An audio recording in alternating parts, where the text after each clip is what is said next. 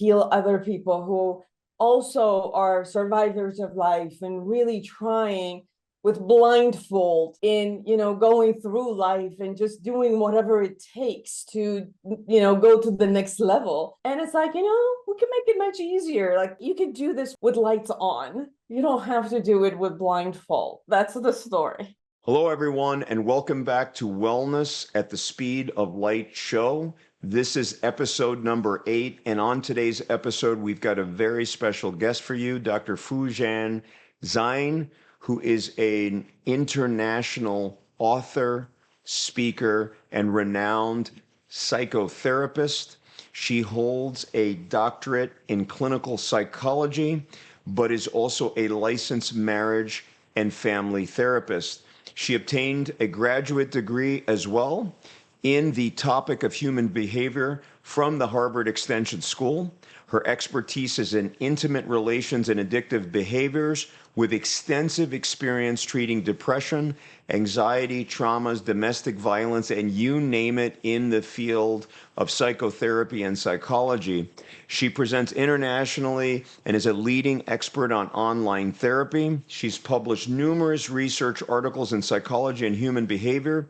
She is the originator and author of the Awareness Integration Theory, a multi-modality psychology and educational approach and intervention towards minimizing depression and anxiety, while at the same time improving self-esteem and self-confidence.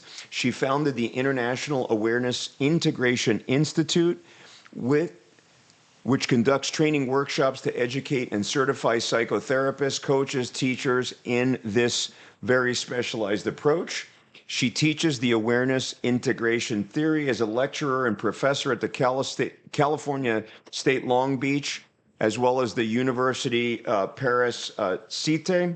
She is the author and co-author of 6 books and 10 peer-reviewed journal publications. She hosts the Inner Voice, a heartfelt chat with Dr. Fujan podcast. She also hosts television shows on Togetherness Media and Tapesh TV. She is guest speaker at many universities, including Harvard, MIT, UCLA, USC, UC Santa Barbara, Chicago University, and Cal State Long Beach.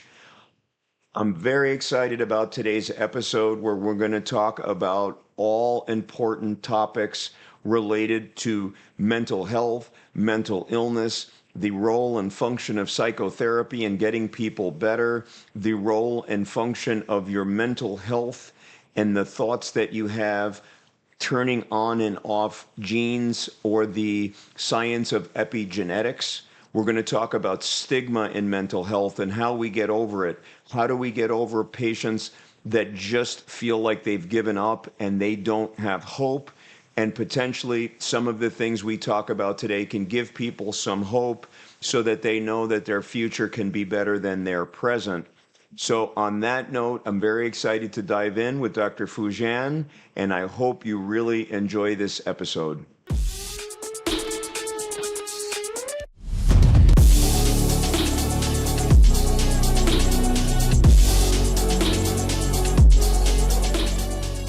Dr. Zeine, I'd like to really ask you, how did you decide to become a psychotherapist? Is there a story behind that? Or is this something where you just come from a long lineage of psychotherapists and you knew when you were 6 years old, this is what I'm going to do with my life? No, it was the path I chose. And first of all, thank you. I'm honored to be on your show, and hello to everyone who's listening. I am originally from Iran, and I come from a background where my parents got divorced. My mother was very famous, so I was kind of like on the back light all the time.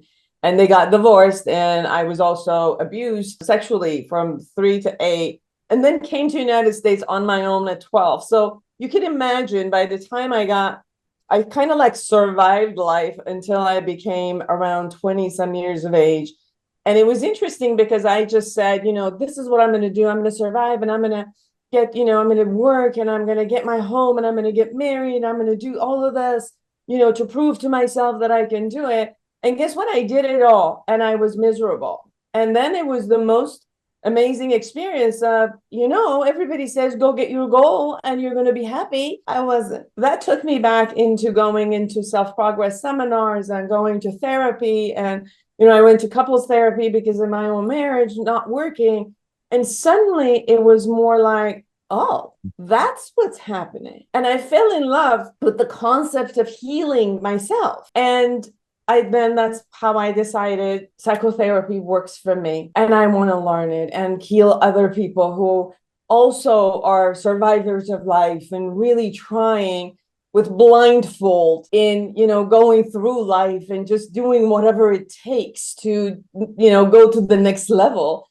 And it's like, we can make it much easier. Like you could do this with lights on. You don't have to do it with blindfold. That's the story. Well, I mean, thank you for sharing that story. I obviously difficult to talk about some of those things, but I'm sure with your psychotherapy background, it makes it a lot easier because you understand the importance of being open and communicating and not keeping these things really in the shadows. One of the questions that you just brought something up because it already changed my thought on what I'd like to ask you. So I think that mental health, you brought up a great point. We need to bring it out of the shadows. Now, yesterday on my social media, I was thinking about this because some of the things that happened to me during this past week really spurred me to just write this post. And that is, in my own practice as a spine surgeon, we see so many people that are suffering from mental illness. And without question, that affects how they perceive pain and what their quality of life is and how they do if we do decide to do surgeries and things like that. And one of the things that really had really bothered me about it when I think about it is how many patients come in and they tell me these stories of how they've been blown off by other people that they go to see for their problems as they're nuts or they're cuckoo or they're crazy or we can't deal with you or there's nothing wrong with you. You're just making it up. It's all in your head. Go find a hobby and you'll be fine kind of. I mean, really. And so it is so concerning to see how people get blown off with mental health, have a difficult time talking about it, but also the fact that people aren't talking to them about it sometimes where they should be. There are a lot of healthcare providers. When you see a patient, you really need to ask them about their mental health. It affects everything. I don't know how you can treat them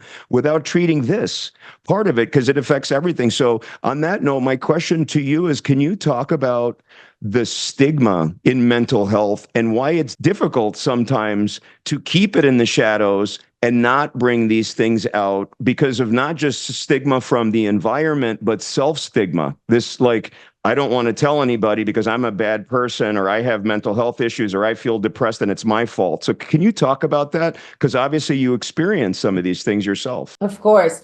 I think there's a lot of shame around all of the issues that happens to us.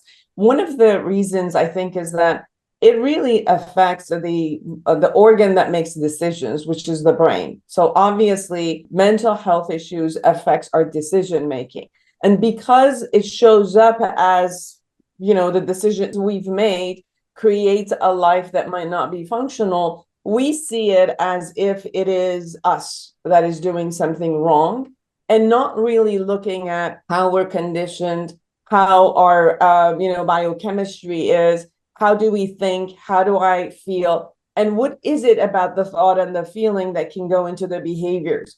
People obviously hold us responsible for behaviors, and people don't hold us responsible for thoughts and emotions. We're not trained from childhood in observing the thoughts and the feelings and the behaviors and the impact of it. We're just not taught that, as we go into school or as we are, with our parents. Basically, we're taught how to handle the world. How do you deal with socializations of the world? Do this, don't do that. This is good, this is not good. But we don't have a training that shows us, oh, this is what my intentions are and this is what I need to do. And what is the norm and functionality that can move forward? And what is it that it's an obstacle to me? Because we're not taught that, anything that we do that the world says, that can't be done, we immediately feel shame and guilt by it. If we're not always happy, dandy, successful, all of that, then we feel shame and guilt. If something happens to us, if we're abused in any format, we hold it responsible as if it's me.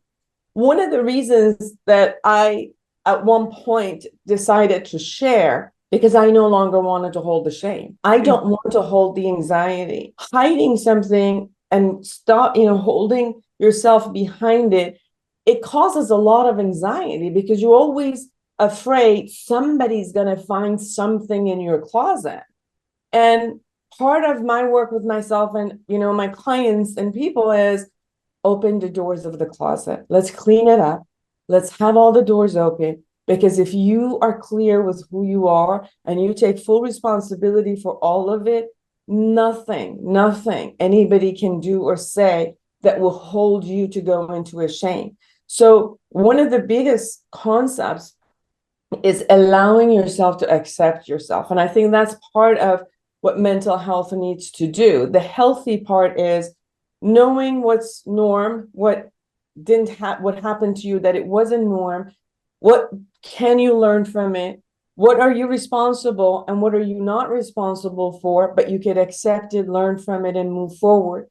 This piece creates clarity. And if you're responsible for yourself, the same thing, for example, if I come to you and you do a surgery on me and I'm responsible for telling my family that I'm in pain, please do this for me, or this is what I need, it creates a conversation between me and my family with what the issue is. So if people start learning about it, and then when you say, what can the healthcare do, is most people walk into their primary caretaker, and maybe if possibly they get a little bit trained in at least assessment of simple concepts of mental health, and then they could do the appropriate referrals, the same way they might be referring someone to a specialist in any other area. But if they do a simple assessment and they see that their patient have chronic anxiety or depression or, possibly any other bipolar or anything else, that at that moment, the referral can go into a specialist of mental health. And that, that possibly can begin a whole different concept. Unfortunately, right now, when somebody goes to any physician and say, I have anxiety, the first thing is here. So there's some anti-anxiety medication. Here's some antidepressant. Unfortunately, they don't learn anything out of this. They just pop pills and it doesn't work for them fully. The concept of psychotherapy is also for them to learn what type of thinking is workable for them, what kind of feeling, what kind of behaviors, what do they need to shift in their life so that it can be they can have a life of functionality versus just masking it with some pill. Yeah, I think I'd get back to the pills in a little bit, because for those people that follow me on social or have been watching the show, they know that I have become just a massive proponent of holistic methods of treating most things, and kind of one of my mantras is that chronic disease and obviously, mental health is right in that basket of chronic diseases that people get: depression, anxiety, PTSD, on and on. Being able to have holistic options such as yourself, such as using psychotherapy, dietary change, there's all kinds of things that we can do before we get down the medication road. And we're going to get into that a little bit more going down this discussion. But what I want to get back to, and I don't know if there's a definite answer, but how do we solve this problem? Because it really is hurting people that have either just kind of chronic pain, chronic just diseases. They just don't feel well. They're unwell, or they're going down, and they're doctoring and they're doing all these things. How do we deal with the problem of them not getting appropriate care? When I say appropriate care, one, I feel like it is very difficult to find appropriate care for people's mental health problems. I can tell you in our community, it's very difficult for me to get somebody into a psychiatrist and good psychologist, because the waiting times are pretty insane. So that's one problem. So it's very difficult for people to access care. But more, kind of to my question, is that I'm concerned because I see all these people that are really struggling. And because they're either blown off as they're a crazy person, there's something wrong with you, whatever, they get put down the wrong pathway. to improve their health, because if you don't address these issues, best case scenario, like they don't get anything. Worst case scenario, they potentially get taken advantage of in the system if somebody wants to do a procedure or something on them because they don't know any better, because they're not in a good place. So if they think that X is going to work to fix their problem, they'll do it, right? Because in our country, we're kind of brainwashed that you take a pill or you have some procedure and that's going to solve all your problems. You have this surgery and your depression's going to go away. It doesn't quite work like that. So how do we get over this stigma and really get people understanding how important it is to ask the questions, empathize with people, and then set them down the right path? I know you answered a little bit of that, but I want to get a little bit more specific on this stigma, because I see it in healthcare. There's a lot of stigma, and in our own world. I'm not talking about, John Q. Public at, like stigmatizing somebody because they have depression. I mean us as a healthcare system. Well, we're talking about two different conversations. One is, what can the public do? What can the patient themselves or the family of the patient do? Another one is, what can the healthcare system do? So the healthcare system needs training. If they don't have training, it's the same thing we had with, the police force. If they don't have training in the concept of mental health, or at least they don't add value where they bring a person who is trained into the system, obviously they're going to have issues. So the same thing with with the healthcare system. If we take mental health seriously, then either we're going to have a training for physicians, nurses, people who are in the healthcare industry in preliminary concepts of mental health, and then refer after that. Or they can add value by consistently have someone who is an expert in the mental health field within their system, right? So if you go to a primary caretaker or an internist, which is usually the gateway to any other concept, if we can have mental health specialists also in their offices, where it could become part of the assessment, where they take tests or they have dialogue, and they kind of understand what to do, and then where to send. I think with the concept of, first it happened with the pandemic, and then which started this concept of mental health and online therapy. I wrote my first online therapy book. It was, I think, 1996, which online therapy, we didn't even have video at that time. We used to do that. But if we could, now online therapy is everywhere. Now they're trying to cross license different states, so that if someone is in California, if they actually go through cross licensing, that we could, in Minnesota, you could refer somebody and people can have access. And I think there are companies that are blooming with psychiatrists and psychotherapists to be able to address all that is happening. That's from the healthcare system. From the patient and the family of the patient, I think also they have to do their due diligence, like any other concept of going to places such as psychologytoday.com, or looking at different ways of looking at the psychotherapy that it's best for them, so that they are also responsible for finding the best, instead of a family system that just says, I'm done with this child, or I'm done with this person, I can't stand them anymore. And partially, I think that, when people have pain, when people have illnesses, they are eager to go get help. If their doctor says, you need to do this, they want to get rid of that pain. So immediately they are compliant.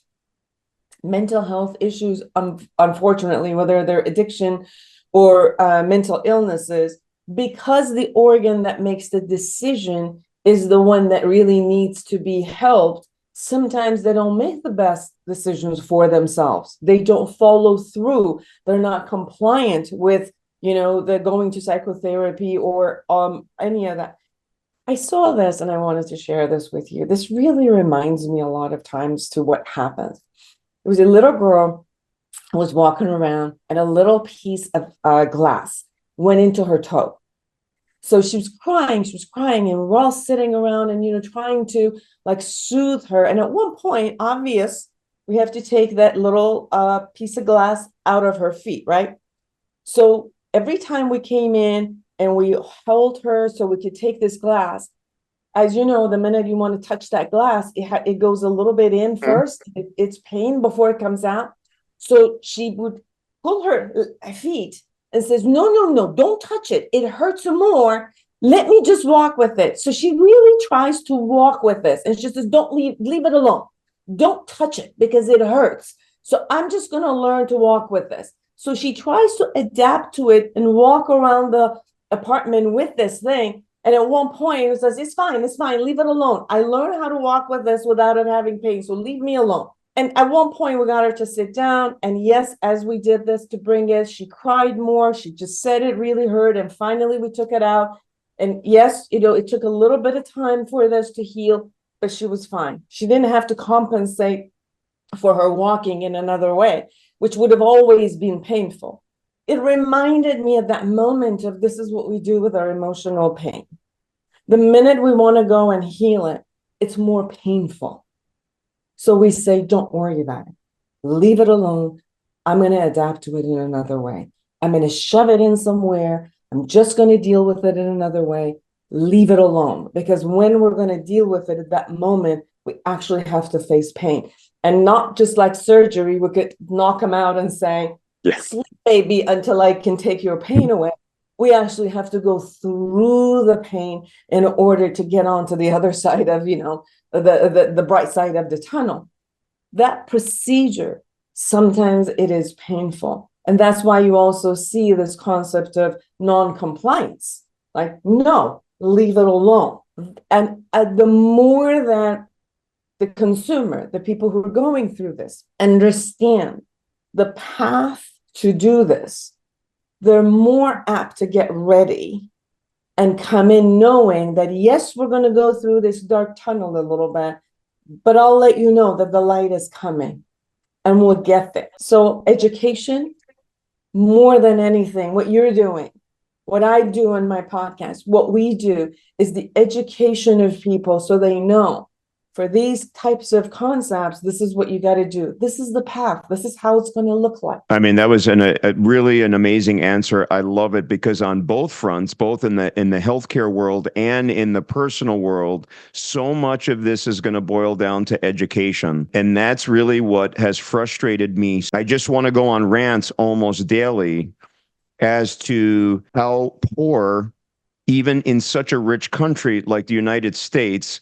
how poor general education is about the steps to improve your own personal health. And I don't know if people are just, they know, but they just don't care. Like they want to, like the little girl that's walking around with the, they're like, I don't want to talk. I don't really want to talk about it. I'm okay being sick and tired all the time. This is just the way it is. Or whether or not the information sources that we're getting things from are inaccurate, and what the confounding factors are, the confounding variables are, and kind of again, who are pushing what narratives to make people not understand that there are tremendous resources in all these, in all these avenues. But yet when they go to people that are supposed to be experts, sometimes, frankly, they are getting information that is sometimes neutral, but unfortunately, sometimes it's actually very counterproductive, and it's actually not based in true facts. Because again, as healthcare providers, we are also exposed to lots of misinformation.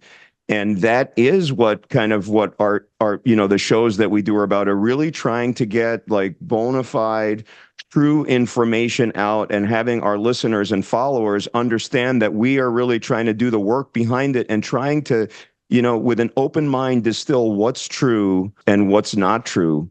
So my question would be, from a social media standpoint, this is kind of fascinating because there was an article yesterday in Bloomberg that talked about these GLP-1s. Okay, so this is the Ozempic and that kind of the world. But interestingly, the article actually focused on the fact that doctors that may not be trained in obesity medicine or trained necessarily or self-trained in looking at some of the downside symptoms of these drugs, are prescribing them, because these are being prescribed left and right. I mean, GLP-1s are like candy in our society today, right? That reminds us of some of the past kind of frenzies, that we've had. But the interesting thing about that was that people are turning to TikTok, and they were talking about influencers who are not physicians or providers or have any medical background whatsoever, have become the go-to for people to get their information when they're having symptoms. You should look, it's a great article in Bloomberg. I was working out and I saw this article and I just had to stop. And I was just I was like, this isn't great, because people really should be relying on the experts, but I appreciate people, becoming learned and trying to get information out. What are your thoughts on how we are interacting with social media, and either in the mental health space or just in healthcare in general? And do you think there's more good that comes out of it? Because I certainly see great stuff on social media, but there's also a lot of misinformation out there, and people that are trying to steer you down a path, monetize it, or for whatever reason, right? And so what are your general thoughts on that? I know that's a hugely broad category, but I mean, this is right up your alley. I think that as technology goes forward, and for example, social media, it has become one of the technologies that we can access people. I think we as professionals cannot shy away from it. So we do have to, there's going to be a lot of misinformation. Might as well at least give the right information. So then it becomes, again, the responsibility of the consumer who's taking information, and where is it that they choose to get that? If all is available is fake news, or all is available is more about, there's an influencer that has millions and millions of people, and then they get the company that sells the pharmaceutical also goes to them because that's a great, commercial for them. So Correct. Obviously they're going to utilize that. But is there also a way that we can connect to the influencers, and the influencers will also have the ability, some influencers might have the ability to say, here, there's some clips of these people who are actually giving the right news. Or so it's more like, how do people who want to access and give information utilize the same medium that other people are utilizing in order to give the right information? Ultimately, I'm asking people, if you put something in your body, you are responsible for getting the information, accessing it, finding the source. So I keep putting the responsibility back on the consumer, because if the consumer says, I'm not going to listen to this fake news, the fake news has to shift. So the more that people take responsibility for their health, start looking, don't we get second opinions? Are there places that we could go? Can we go to the website of the actual place that, sells Ozempic or creates the Ozempic and look at all the side effects? That might be the most important factor. Like, I went to a conference and I heard from the physicians all the downsides, and one of them in a long term, the study is depression, actually. It does Ozempic for a long term if you take it for, but it's more than 1 year. So it hasn't shown that people get depression, within a short term to be able to utilize the pharmaceutical. But with all of that, I found myself someone that if I go through the side effects, the one that says 1 in a million, my body will pick it up. So I'm responsible. The whole world is taking metformin. For my body, it didn't work. Everybody else is taking something and they're like, they're the best thing.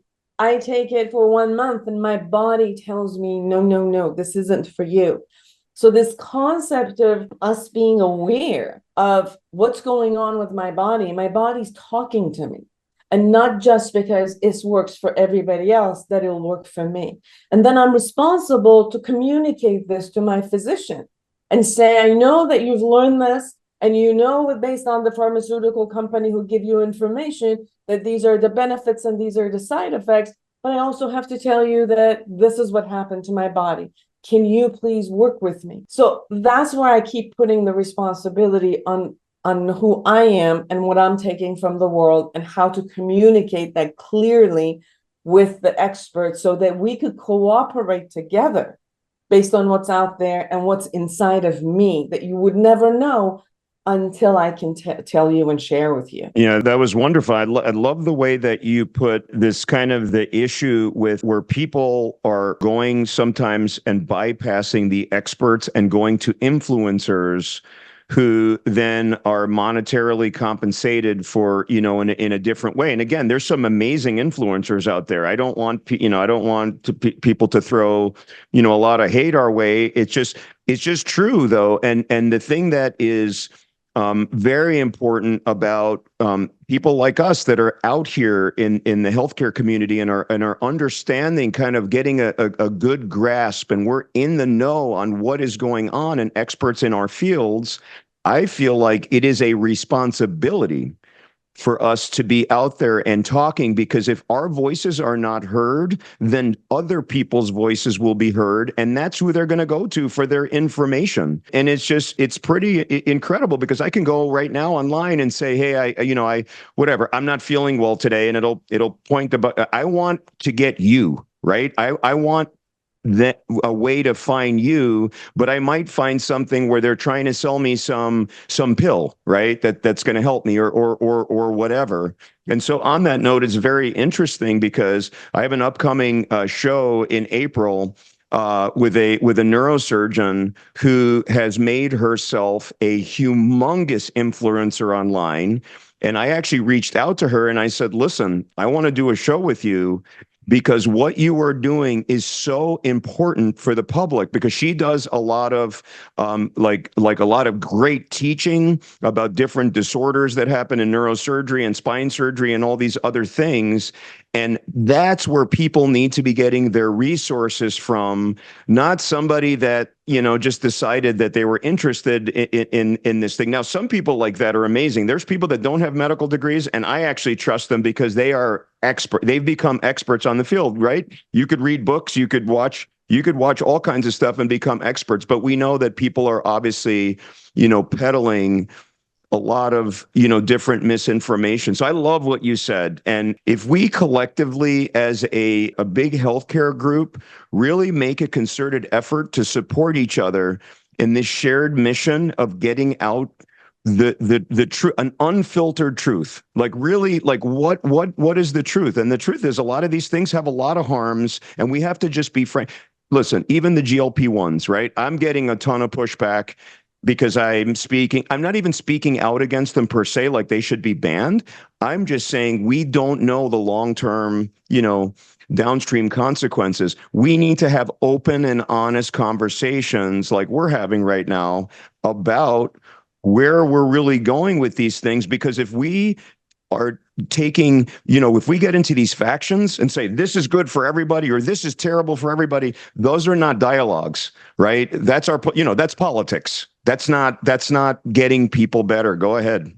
Also, I think that the education to go that I think everybody's looking for a fast reward, cut short concept. And the concept of knowing that just doesn't work in a long term. In a long term, you could take this pill, you could do this thing, but if you don't really start taking care of your body, it's going to come back. So I'm one person that, I could tell you exactly from, partly genetic, partly just, being and having an addict mind with carbs and sugar. I can go 25 pounds up, down, up, down, up, down. And partially is fast-paced concepts, let me just do this, and right when I get to where I want, let me have those chocolate again, let me do, so it's like my mindset and emotional set and behavioral set is working on a short-term gain, versus if I'm going to live a long term, obviously the same things I did in order to calm down and lose the weight and be healthy have to be consistent. And this is the same thing for mental health. It's funny that someone says, well, I came to you and I did these things for 1 month and it worked, but it just didn't work anymore. I said, did you continue those behaviors? No. I'm like, well, why do you expect? It's like, if I go to the gym and work on these muscles, guess what happens? It works. And then somehow we have if I just go to gym 1 month and get this thing and never go to gym again, for some reason, I have the idea or expectation that this muscle should be as firm as since I have not worked on it, but it should because of 1 month I did. It doesn't. That's just not reality. That's like a fantasy that I would live with. So when we're looking at, again, like, and I'm not talking about people who are clinically depressed or they have obsessive compulsive disorder that they do need to have medication. So there are a group of people who do need to get assisted by medication, and it really is important. But side by side, if they're not learning the other aspects of how to be with their life, if somebody can go in to get the, Mounjaro or Ozempic and all of that in the hopes that that's going to happen, but if they're not doing the rest of the behavior, it's a wishful thinking that we're going to keep getting disappointed. So I think part of the education is to know that if you want to gain a particular result, your thought process, your intention, your emotion, your behavior has to be consistent with that result so that not only you could obtain it, but you could sustain it. That's the mentality that we got to come up with and kind of live by, versus let me just get a shortcut. And we have that with this, the new generation. Let me get a shortcut. Let me do something that I can be famous for 15 minutes. And then after that 15 minutes that I talk was so hard to be that, and I expected that it's going to last me for the rest of my life. No, that's not how life works. That's wonderful. And you're almost like taking the thoughts out of my head, except you say it a lot better than I do. But I've been saying this on almost all of my programs and something I talk about on a daily basis. My wife doesn't even want to be near me because I'm always talking about this stuff, this easy button concept. It's such a cultural illness that we've developed. I'm going to just I'll call it an illness. You can correct me as a psychotherapist if it's an illness or if it's like mass psychosis or what it is. But this concept of not wanting, and that's the whole thing about holistic health, and you nailed it. You have to keep on these things: diet, nutrition, addressing mental health issues, avoiding toxins. We are bombarded in a very, very toxic environment, and obviously that affects your mental health as well if you're have exposure to radiation and all these other toxins, plastics, and we can go on for a long time. But having this easy button is it's so difficult because people don't understand. It might seem easy at the time. For example, diabetes treatment, right? It might seem easy. Oh, I'm going to take all these diabetic medications. However, it is creating more insulin resistance, and insulin resistance itself is very bad for your metabolic health and leads and goes downstream. It is nice that you bring your blood sugars down. That's good. So you're getting that part of it. But the increasing insulin resistant leads into a lot of other metabolic things, right? They are now calling, right, early onset Alzheimer's, right, type 3 diabetes, right? It is an insulin resistant issue. And so if you were taking the easy route, or, in some communities, they just say, hey, I'll just take the sugar pill. I got the sugar, I'll just do the sugar pill. It doesn't work that way. It has to be through lifestyle medicine and changes, and not just pills and surgeries. Because I can tell you, and this is just insane to me, I'm trying to wrap my mind around, and I've lectured my patients. I just give them, and I hate to lecture, people, because that's not my style. I'm more conversational. I don't want to, but when people are absolutely insisting that I do spine surgery on them, and I'm a board certified spine surgeon, and I'm literally almost raising my voice saying, you do not need an operation. Stop bringing it up. It's preposterous. You need to do all these other things, but they insist because in their minds, it's that easy button. They're just like, do my operation. I'm going to be good. It's going to fix all my problems, and then we'll move on. Same thing with the medications. Same thing. And it's just a vicious cycle. So I don't know how to get over that. It's so frustrating, especially now with the whole holistic thing and so many things I've learned over the last 2 years. And there are huge options for people to explore as far as improving their physical and mental well-being.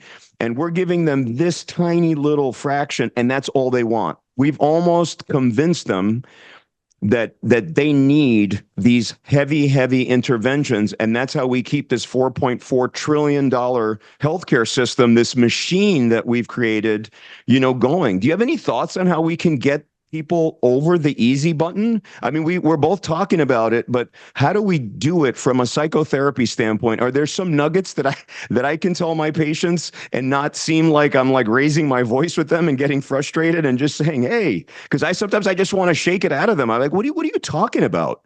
You could do these other things. Why don't we lose 100 pounds? Why don't you, get off of I mean, you're living in a toxic brew, right? Like how do we do it? Just, can you give us some pointers on how we can help these people?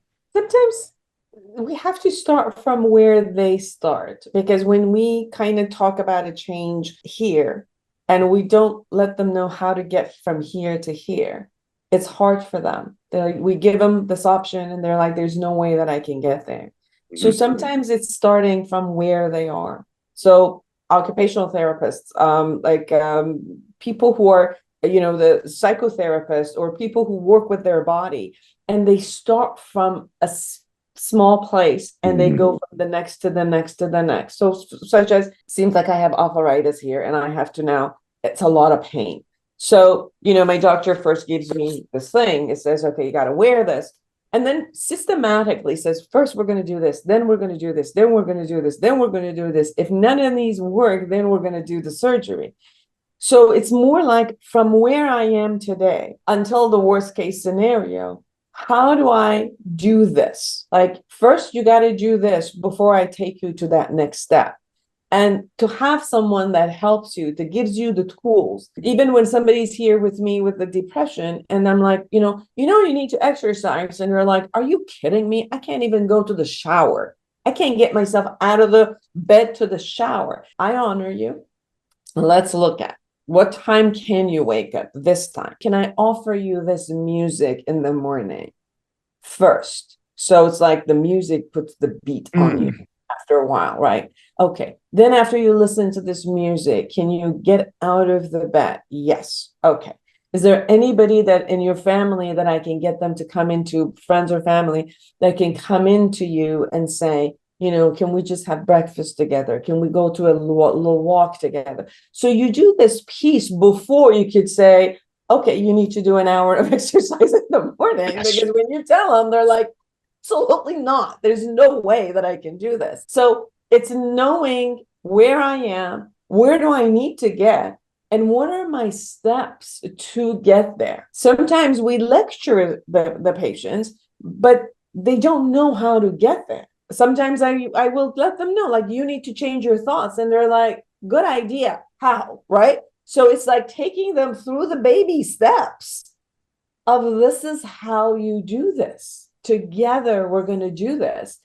And sometimes the physicians or the surgeons and, their expertise with the amount of billable hours doesn't let them to sit there and do that. And maybe we need the next group, which is the nurse practitioner, the nurse, somebody else in there. Maybe it's a video, something that teaches them and is with them systematically to take them from where they are to where they need to be. I think that's great. And that's some of the stuff that I try to do. So now you absolutely, like, I can't walk from here, down the block is a big thing, like in our patient population, right? They're very, very limited, but not just that. I mean, I'm an orthopedic spine surgeon, but just even in orthopedics, right? If you have two bad knees, it's very difficult to do that exercise program. If you have bad shoulders, it could go on and on and on, a bad neck, whatever. And so we have taken a lot of the baby step approach. So traditionally I've used therapists and things like that just to get started, just to do an evaluation and see what they can do and just be very encouraging to them,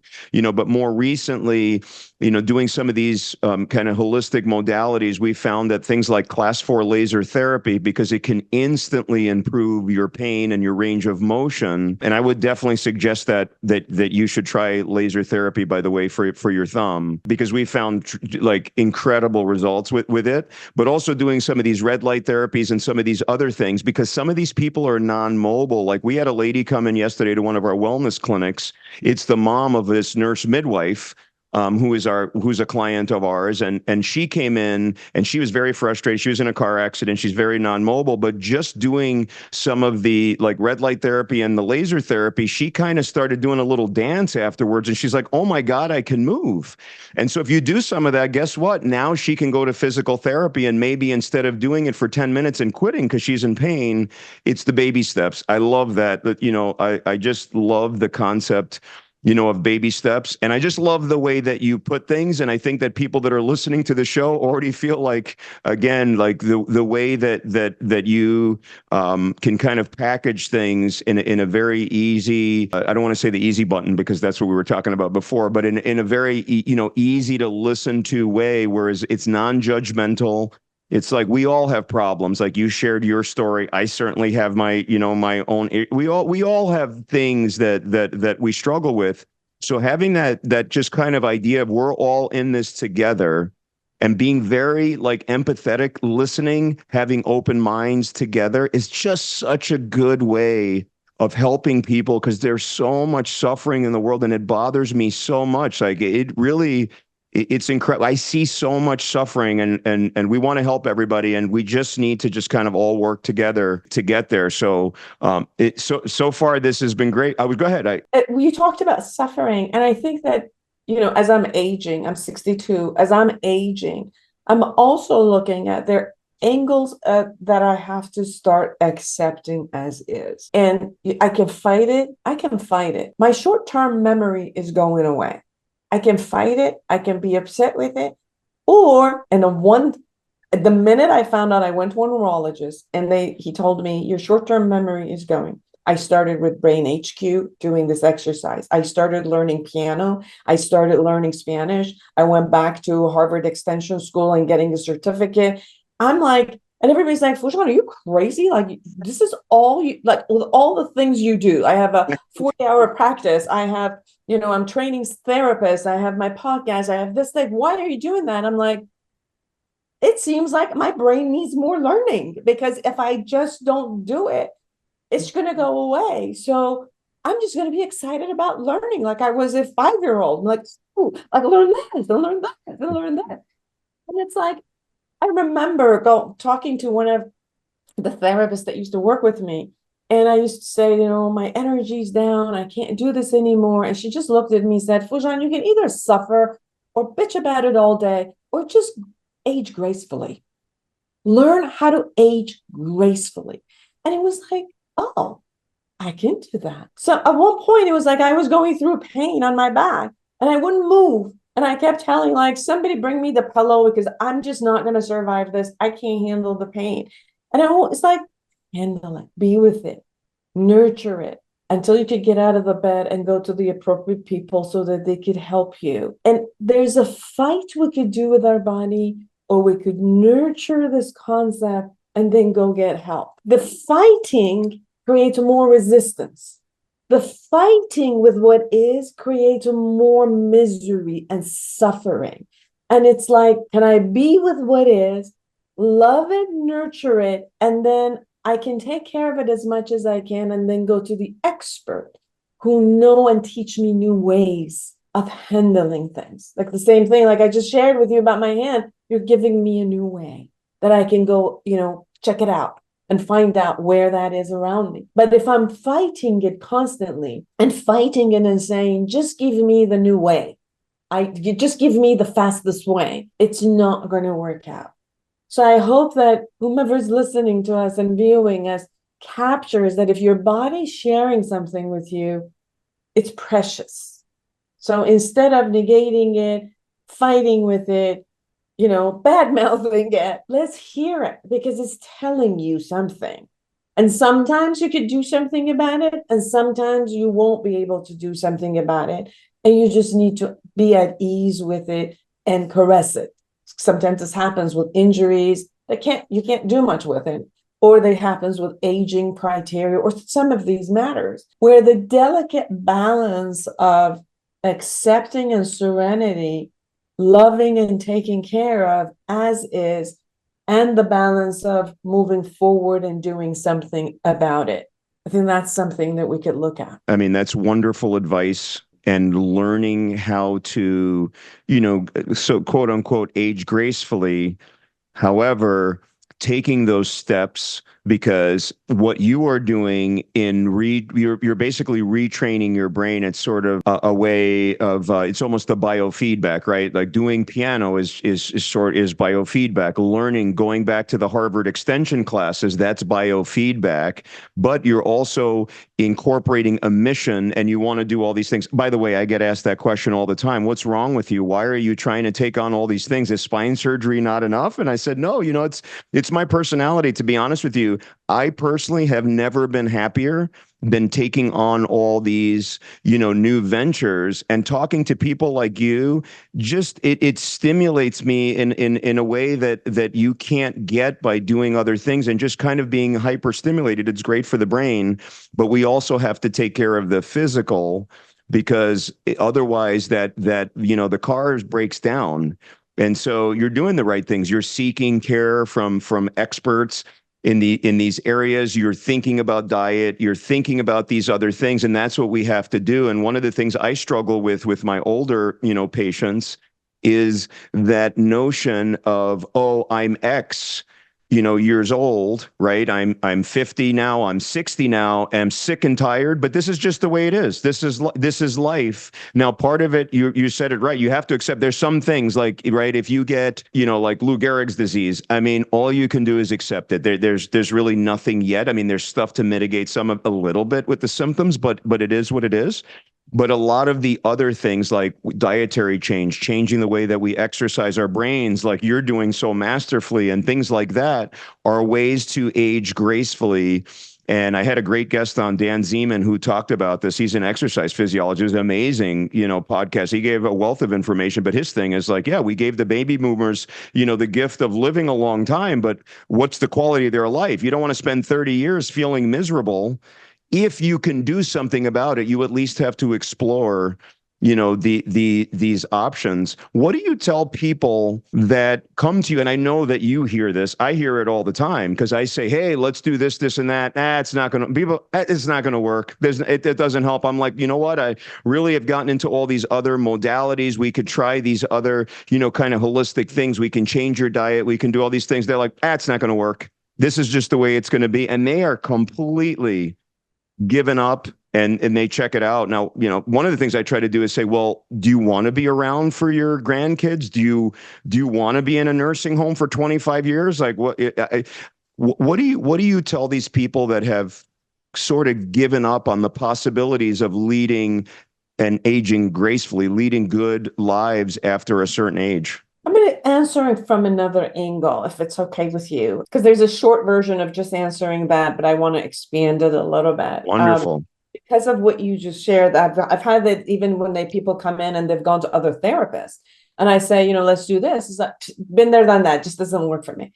I even share with them like what dialogue they can have with their spouses. I've said that didn't work. So I totally get what you're saying. The reason where I shifted and I created the awareness integration thing, it had to do with this concept of people, as long as they have a narrative in their head and you're just giving them information, if that information it's not suitable or doesn't fit that narration, they'll just dump it. They're like, no. So it's like, all right, well, what can we do? It's like, let's find out with your own narration what's going on. So then I go into like whether is the relation, whether, you know, we look at 31 areas of your life, but you choose what areas. Like if they come in with their pain, anxiety, depression, their pain, their body pain, their relationship with their work, you know, spouses, children, all of that. So it's like, well, what do you think? What do you think about that? Like from your perspective, if your relationship with something outside of you, even if it's your illness that at this point I put on the other side, even if it's your addiction, I put on the other side. How do you think of that?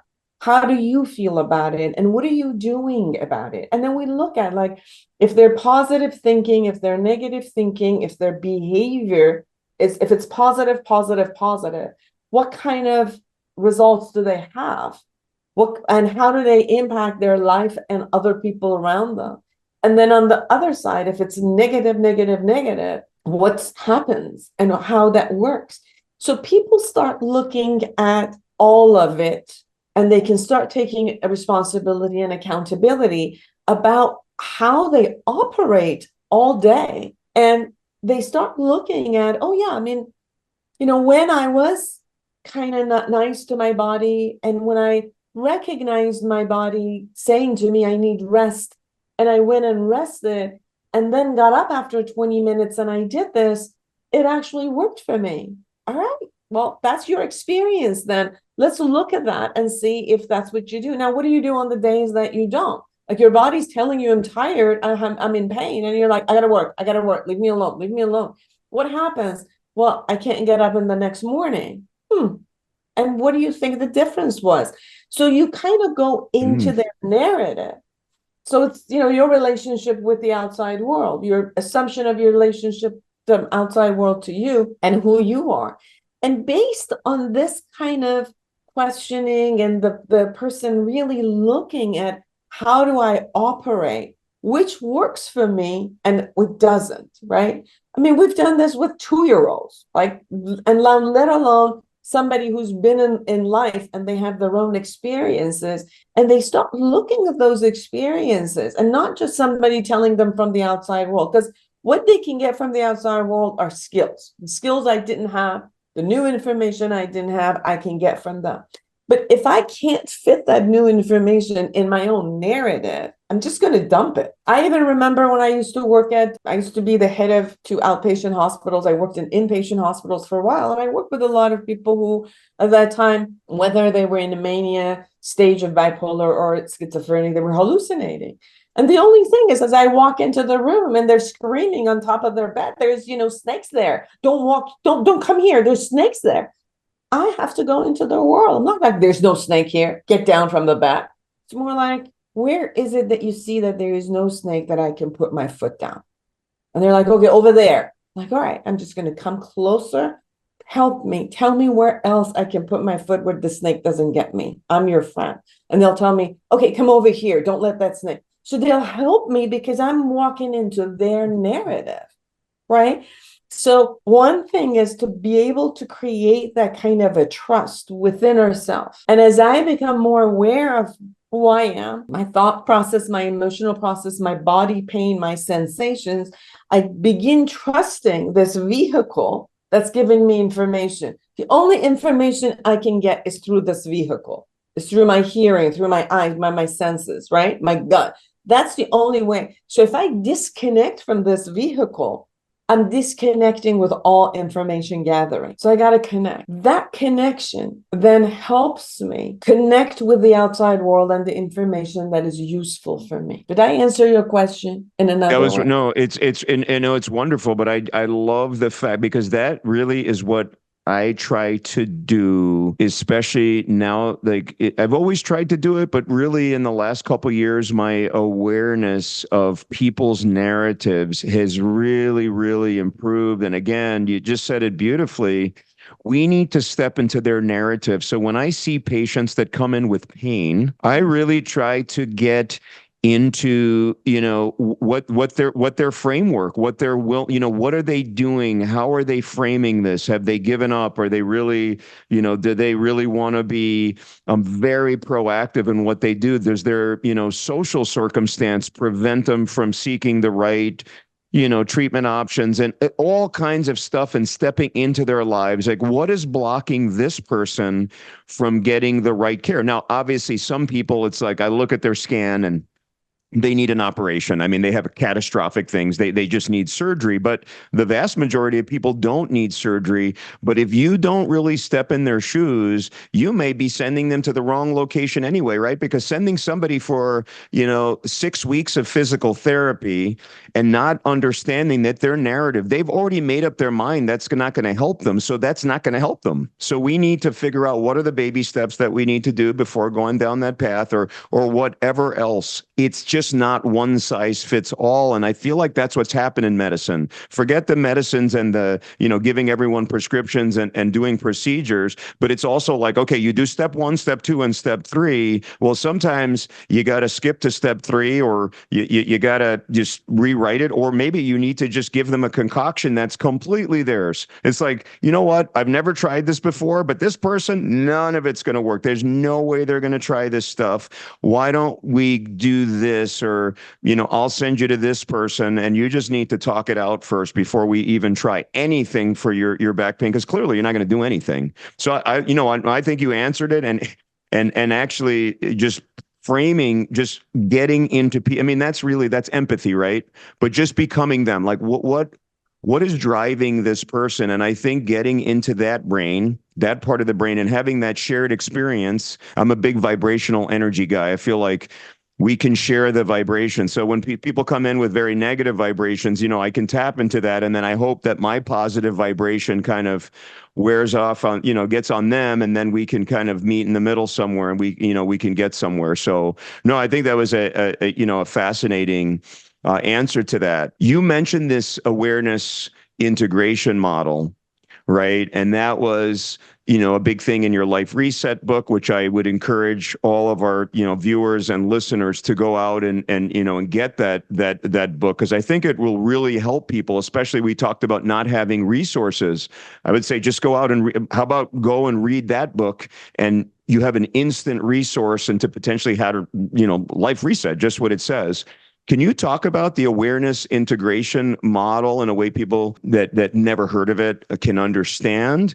And why is it different than very specific, pointed, other models that just look at one segment and just focus on one thing? No different than medicine, where we're just focusing on, we'll give you this drug and we'll treat this one malfunction, but we'll just ignore everything else. I was blessed to, done psychotherapy for 30 some years, but also had been getting certified in many of the different types of models, psychotherapy models.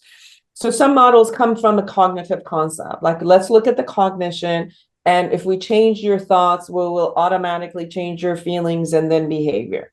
Some models came in with, emotions first. So first you check out emotions, and if you're able to shift your emotions and regulate it, thought and behavior changes. Behaviors say, focus on your behavior, and that then therefore the other ones, and mind body ones are like, check with your body.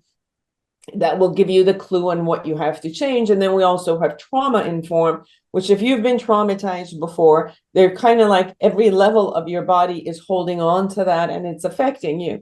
So because I was trained on all of these, and psychodynamic, which really looks at the past and, looks at the kind of personality reconstruction of everything that is in the past.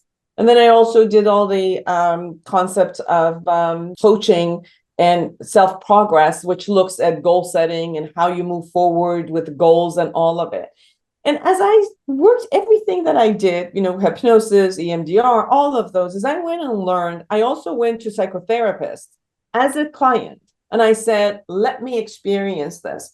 And as all of these pieces, I brought it into my sessions with my clients and started looking at, when you brought all of these amazing angles together, how fast, like you talked about laser, you go in, laser, clean up, come back up and shoot to the front.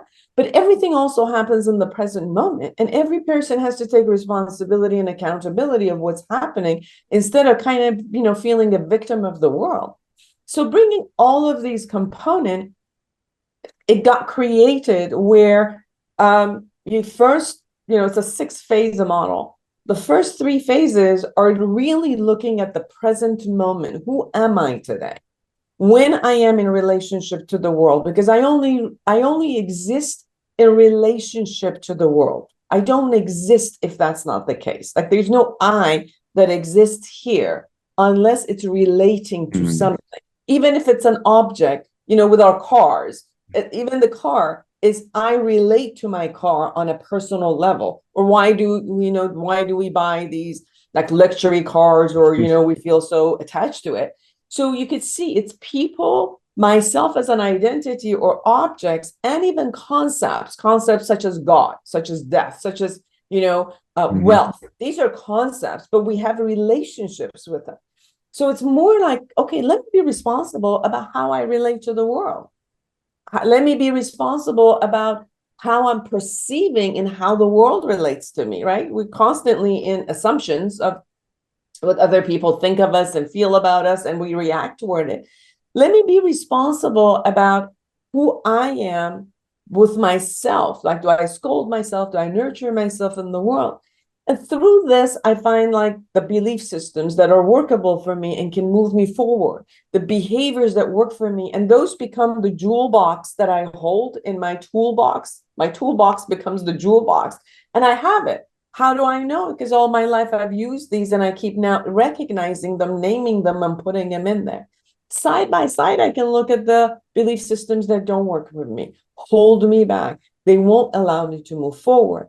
And then in phase 4, we go and clean up the past like a laser. There's a system that we come in. It's like with the hypnosis, going in, finding the memory, coming back. What narration did I create? Was it even mine, or was it my mom and dad's? Was it my culture? Do I need to take that? How do I need to do it? How do I need to come back to myself and connect and kind of raise all of these ego states that were kind of held on somewhere to who I am? So if I'm a 62-year-old woman, all parts of me can be 62-year-old. I don't have to have a 5-year-old and an 8-year-old and a 13-year-old hanging in there as an ego state that hasn't grown up and hasn't gotten all integrated.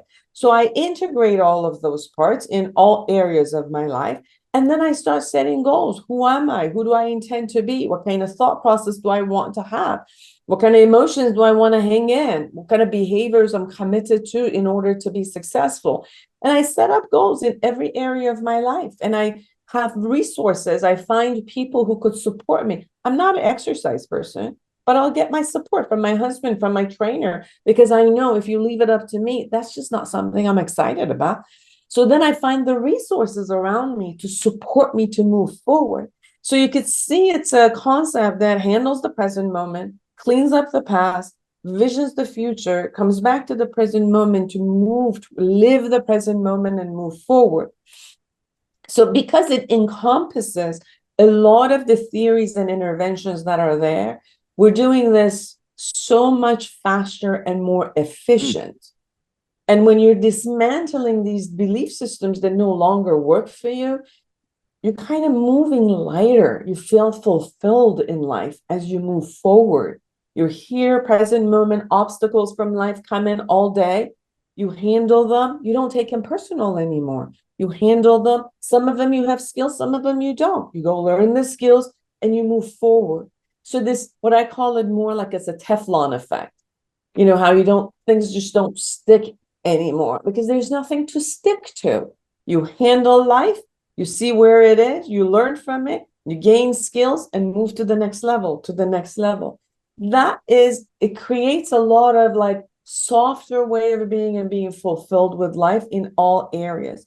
We also created an app for people where it's called Fujan. It's Fujan app. They can get it from Apple or Androids, and they can go through 31 areas, and they go through the whole process. Really, like it's like a guided journaling that they'll go and check. And we have resources for them. We have, if you don't have the skill, go check out this video. So they go and check out the videos, or they can access psychotherapists or coaches across the world where they can, work actually one-on-one with.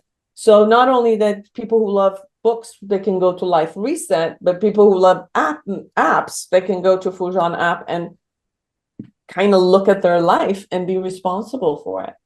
I mean, I think that that's an amazing resource, and I hope that a lot of people. I'm definitely going to check out the app and be talking to people and myself and family and say, hey, you should check this out, because I think it is a great way of kind of going through the process of taking what we call like a self-awareness, because a lot of us do not want to be aware. We push it down, like we had talked about before, and we don't take an inventory of our own lives. We're just so busy being not in the present moment, right? We're living in the past, we're living in the future. We've got a million things going on. We're checking our social media, we're getting our dopamine hits, we're doing all these other things, but we're not really spending time alone with ourselves in our own minds, taking these 31-point inventory that can make a massive difference, in somebody's life. And I just think it's wonderful. I think we need to just, these are the types of resources. And I'm so excited for people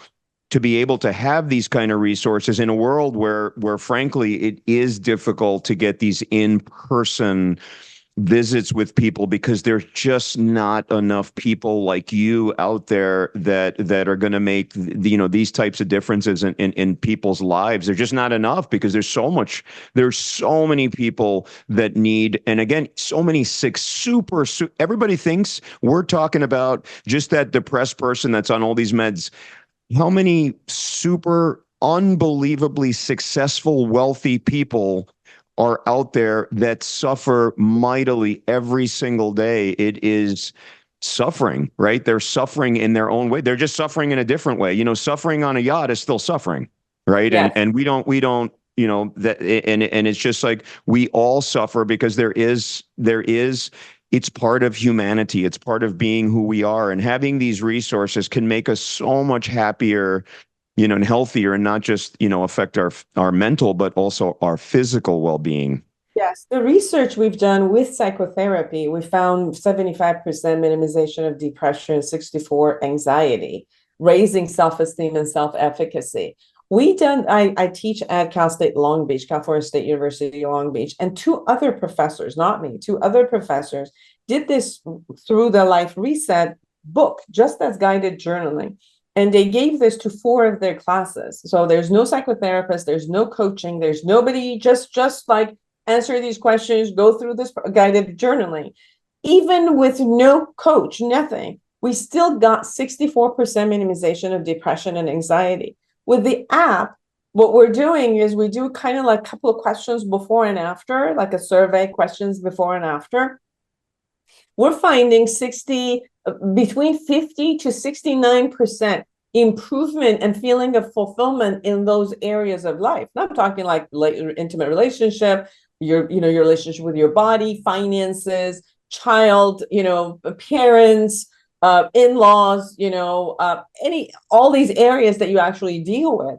And we're still finding, just by guided journaling, that this is what's happening. Like, people, by becoming aware and becoming responsible about what I do know and what I don't, what I'm in control of, what I can't, what is it that I can do and what I can learn, they're upgrading their life satisfaction degree and moving up from this concept of depression. Because depression, beside the clinical aspect of, the biochemical aspect of it, there's a lot of getting caught into the past and negativity of all the past. And then we throw what we had in the past into our future and become hopeless.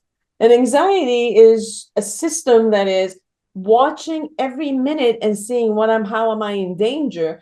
And if you're consistently thinking you're in danger and operating from that, it's hard. You're going to be miserable.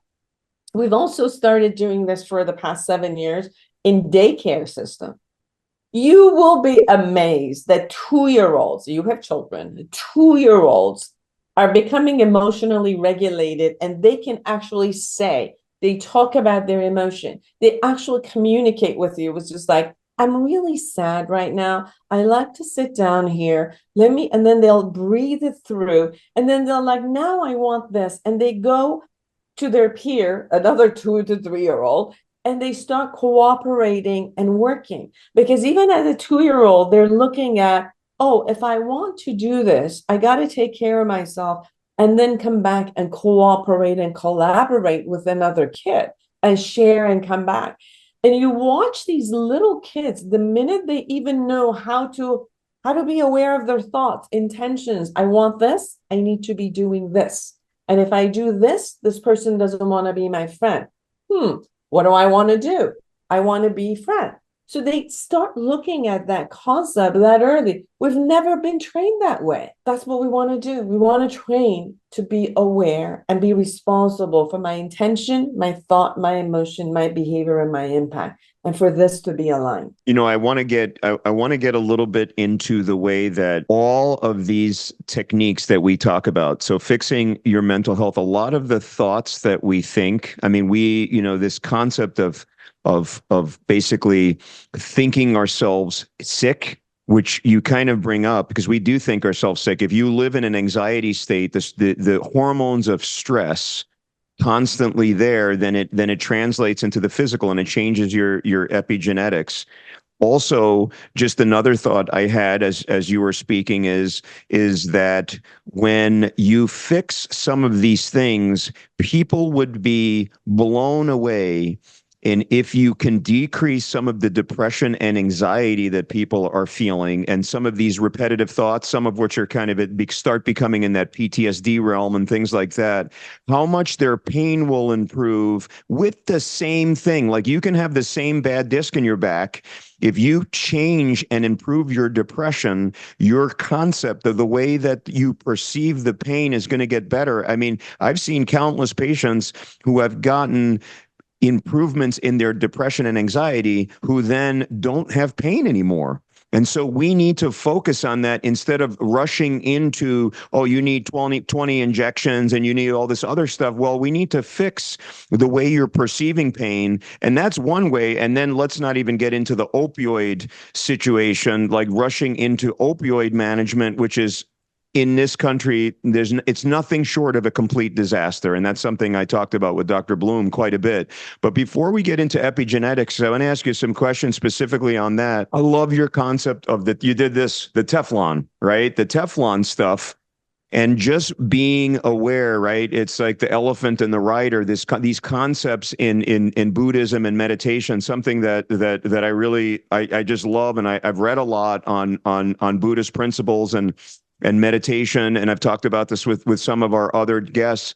How much do you incorporate meditation practices into your system, or is it just one small part? Because meditation is something that honestly I do talk to my patients about it. I might as well tell them, to climb a tree and look. It just, that is a concept. It's very, very difficult for a lot of like Western mind people that's not sometimes that small first baby step. Yeah, go meditate for a half an hour, a silent meditation, and have these mantras. It's just, that's not where how much is that part of your practice, meditation, for your clients? Meditation is something that I give as homework because I think that is something to be done at home. I love the app from Sam Harris, Awakening, because it has every single type of meditation there. He teaches you how to meditate every day. When they are in the session, sometimes we do the meditation if they've never known what to do, but they come to me once a week or once every other week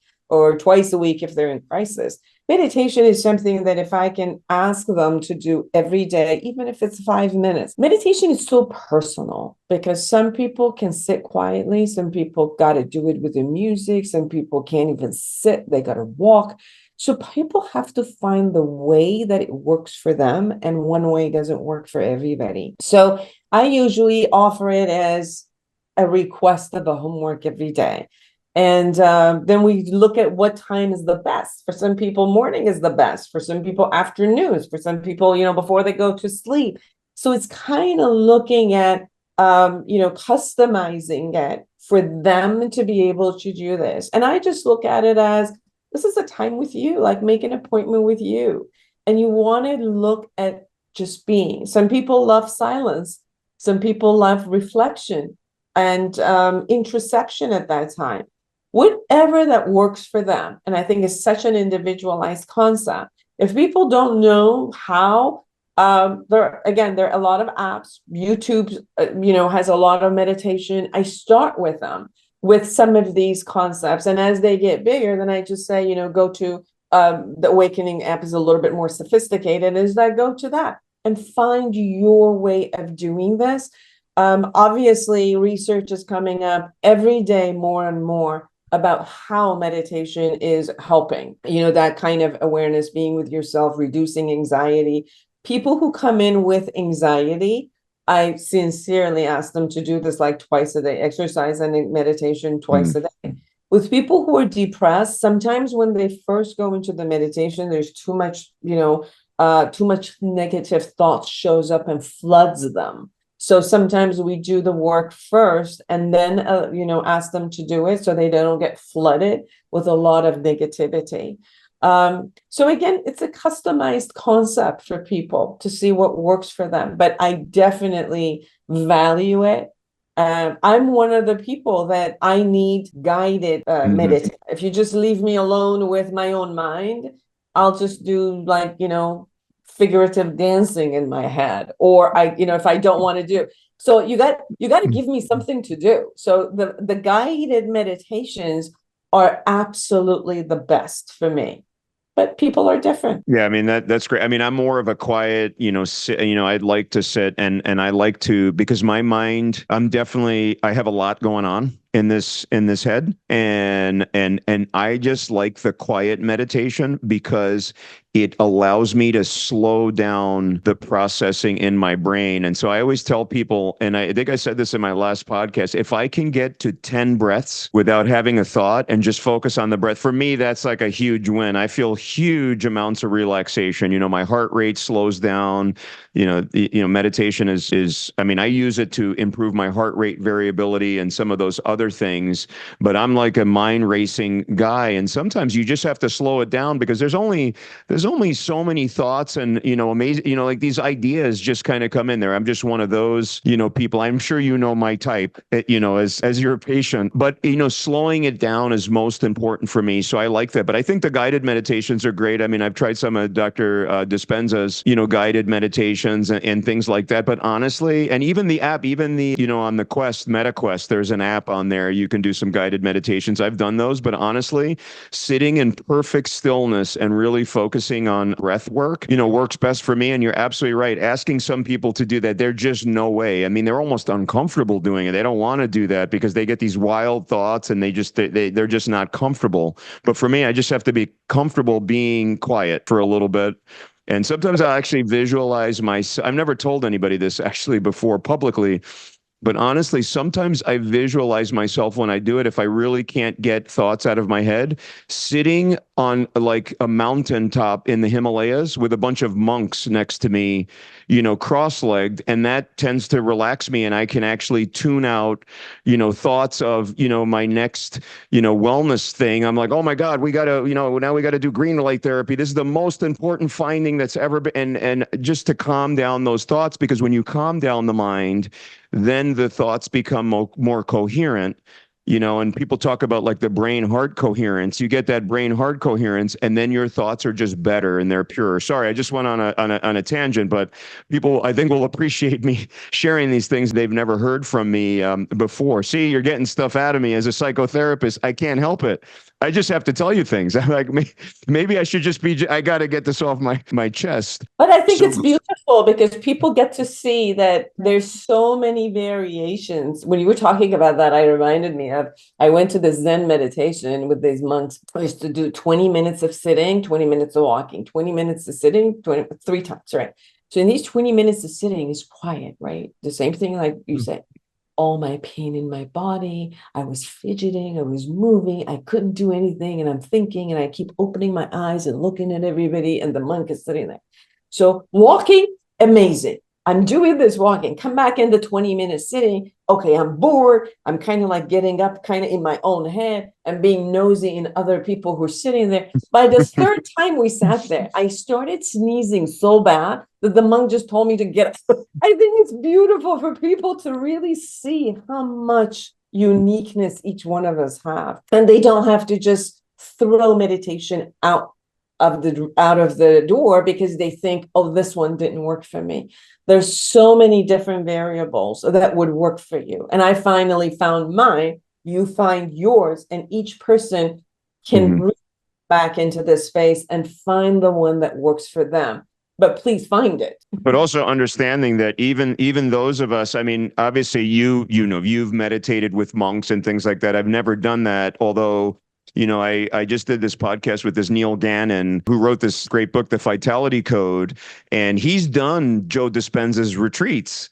And I've thought about it, but I've never quite gotten there because you have to do all this advanced work to even go there. And then when I think about doing 3 quiet meditations a day with some guidance, I'm like, I don't know if I can do that. So until I get to the point where I can do more quiet meditations, an hour or 2 in a row, I'm just like almost afraid to go there because I don't want to have that experience where I'm like, all of a sudden in the middle of the meditation, I'm like, I got to get out of here. Because it's kind of the opposite. They're like, oh, there goes, there's that spine surgeon. He can't even, he can't even get his mind quiet enough, to sit here and just get there. So anyway, so for people to understand that even those of us that want to really become better meditators and that to help us, we even struggle. But, something you said before, even doing 5 minutes of meditation work, either while you're walking or sitting or listening to music or doing stuff, can make a dramatic difference in the chemicals that are produced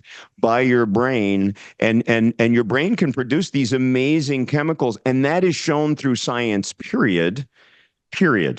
It's not even something that people are disputing anymore. I mean, there's all these studies. I'm sure you're familiar with some of these studies where they look at like monk's brain. I mean, it's amazing what kind of states these guys get themselves into, and they're flooded with all these chemicals. I'm going to just call them, I don't want to sound very fluffy, on the show, because people see me as a scientist and they want to hear the hardcore stuff, but they're literally chemicals of love. They're the opposite of the chemicals of depression and anxiety and fight or flight response constantly, right? Those hormones of stress. It's the hormones of love, and there's a lot of them. There's all these metabolites that get secreted, and they're wonderful. And people feel amazing after meditation. So that was my next question that I wanted to get into, because this is near and dear, to my heart, and because it's the epigenetics, and something I talked to a bunch of my guests before, and that is 5% of our genes are fixed, right? Your eye color, your hair color, that's just fine. Your thumbprint, all that stuff, that is fixed. But 95%, right? Not to get like, they're not exact numbers, but the vast majority of our genes, we have a blend. We have all these different alleles and just blends of stuff, but we can turn them on and off with our lifestyles. And I think that what I'd like to get from you is I want you to just explain to our listeners from a psychotherapist point of view, the dramatic changes, the changing the epigenetics can make in people's physical functioning, how it can make their pain better, how it can make them look better. I mean, honestly, going to a psychotherapist can make your skin better, right? Because you're releasing different chemicals. It's so important what you turn on and turn off. Just like being exposed to your toxins, they turn on the wrong genes, the ones you don't want to be, fired up. Can you talk a little bit about what you've seen in your practice, physical transformation of people just by getting the right mindset, the right fixing of what is going on from a psychotherapy standpoint? Imagine when your system has a thought process which produces anxiety. What's anxiety is, oh my God, some danger is going to happen. So when you have that kind of a thought process that it's gotten fixated, it's not like, oh my God, there's a tiger. Okay, I survived. The tiger isn't there. I'm on top of something and I'm going to rest. And I'm, my tribe is around me. Somebody is going to watch out and I can rest. So if that's not the case, and all day there is a false concept of watch out, watch out, watch out. You can imagine the amount of chemicals that are pouring into our body and getting us into a state of hyper alertness. So your whole system is being hyper alerted all day. And even when you go to sleep, because that's the way you viewed the world, that's the way you operated in the world, your dreams are also fear-based and hyper alerted, right? So you do this for a long time, it really affects every part of it, runs down every part of your body. So when you shift that type of an anxiety-driven thought process to bringing, your parasympathetic responses, your vagal nerve, all of those calms down. This is another set of chemicals that pours in. Just because you change your thoughts and just because you change your emotion, there's a whole different group of chemicals that are pouring in your body to calm your body. And part of what you're talking about meditation and why it's so important is because through the day, we're consistently with news media, social media, things we have to deal with all day. It's a lot of the chemicals of putting you into a sympathetic response to handle the world. You have to be alert to consistently handle the world. And then we come home and we have television, which again, if you've noticed, everybody, it's all a lot of murder, and not only in the news, but the news is telling you all that the world is collapsing at any point. And then you want entertainment. Entertainment is all like, the music in the entertainment even is like hyping you. And then murder, murder, murder, killing, murder, murder. This is what you got. Like, you can imagine from the minute you wake up, the feed of the world to you is watch out. You go to sleep because this was the feed. And what does our dreams do? Kind of unpack what happened through the day, what I need, what I don't need, which is again, all of these fights. Your body doesn't have any time to actually relax. So when we say, can you please meditate a little bit? It's almost, can you just relax these organs? Can you relax these tissues? Can you just be soft to this mechanism that is running you, moving you forward? So that's how you could see that your brain, your thought process, that can be automatic. And where did we get these automatic? The way we were raised, right? So we are born into some temperament. Definitely, we're born with some temperament. Some of us are a little bit more sensitive. Some of us are a little less sensitive, so that comes with us. And then we are in an environment that just picks up and makes sense of the world. We take it personal and we kind of figure out how to survive this world. So those are your automatic thought process. They're constantly jumping their head. But out of all these 60,000 per day thought processes that are just showing up, you're not focusing on all of them. There's certain ones you focus on. So then we want to look at, what are you focusing on all day? Maybe we could change your focus. Maybe we could have you, like if I constantly I can't trust the world, I can't trust the world. And I had that idea. I was abused. I came to this world. Everything was new. I was 12 and a half. I have to survive this. What did I say to myself? I can't trust. I can't trust. I can't trust. Yes, there was somebody who robbed me. There was somebody who abused me. I went around the world saying, I can't trust. I can't trust. How much can you be satisfied to live on earth and keep saying, I can't trust anybody? At one point, I got it. Girl, if you didn't trust anybody, you wouldn't be able to survive. And now I went and looked at this whole idea of reality from another angle. Well, I had to trust my mother. I had to trust my father. I had to trust so-and-so. I came on my own on a plane. Somebody put me on there. I had to trust the pilot. I had to trust this when I came here, and this person started taking care of me. And then I started looking at the angle of all the people that actually raised me and that I could trust. So it's shifting. The minute I looked at the world as, there are people I could trust, that concept of consistently being on hyper alert calmed down. So I started distinguishing now between the ones I could and the ones I couldn't. Not to having a blind eye. Now I trust the world. No, but there are people I can trust. There's scenarios that I can trust. So with a simple example, you could look at with this concept of shifting, like opening the lens that you're looking at, shifting. You change the feelings that are there. You change the chemistry of your body.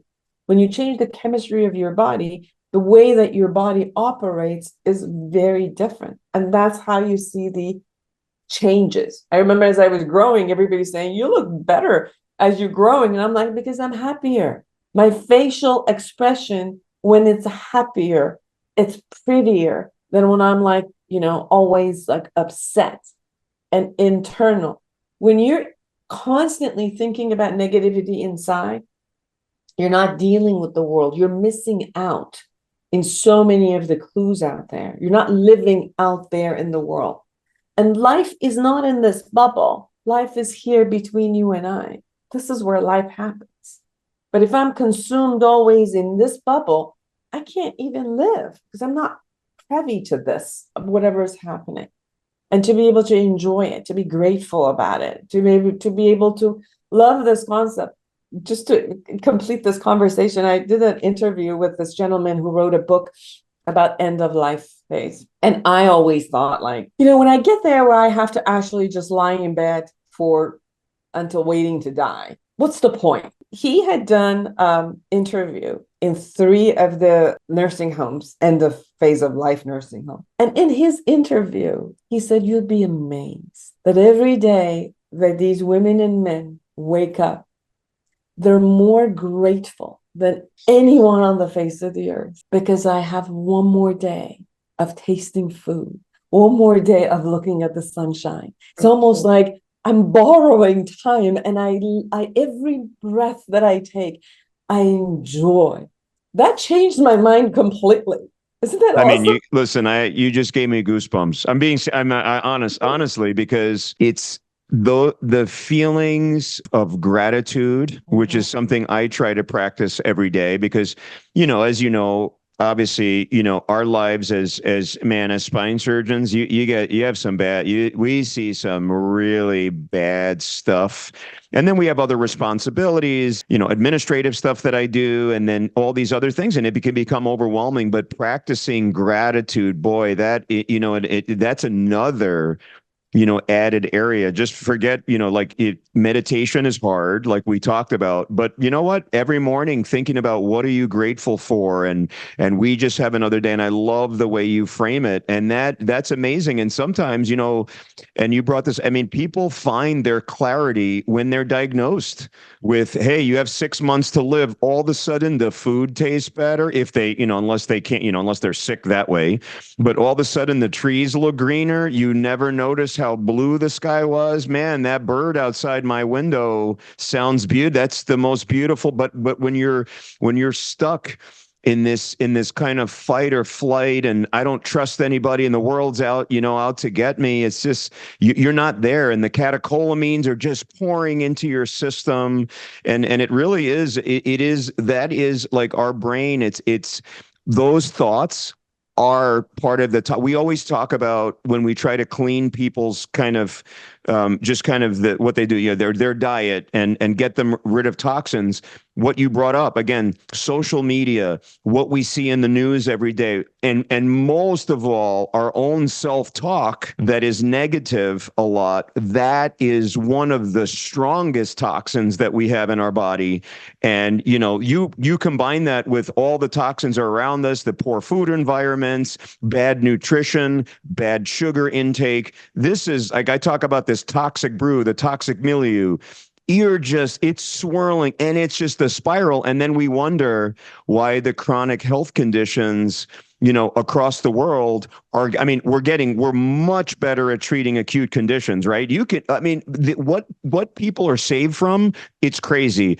I mean, these babies, little tiny things this big are surviving, right? Like neonatal care. We're getting incredible at that. Right? We're changing things through CRISPR and genetic engineering, all the stuff. But yet our happiness and our treatment of chronic disease, that chronic disease problem is getting worse. And so cleaning up some of the toxins, and that's why it's so great talking to you, because really that's what you're hitting on, is like, we really have to clean up the toxins in here, because that's one of the areas that I don't think we focus enough on. And this discussion has been really wonderful at thinking about how we can clean the most important organ in our body, the thing that, like you said, that makes the decision, the thing that it's the antenna to the world. It's how we perceive everything. It just kind of makes all the decisions. And if that fails, the other stuff really can't work well. Yeah, it can work. Your heart will keep beating, but you'll be a zombie, so to speak.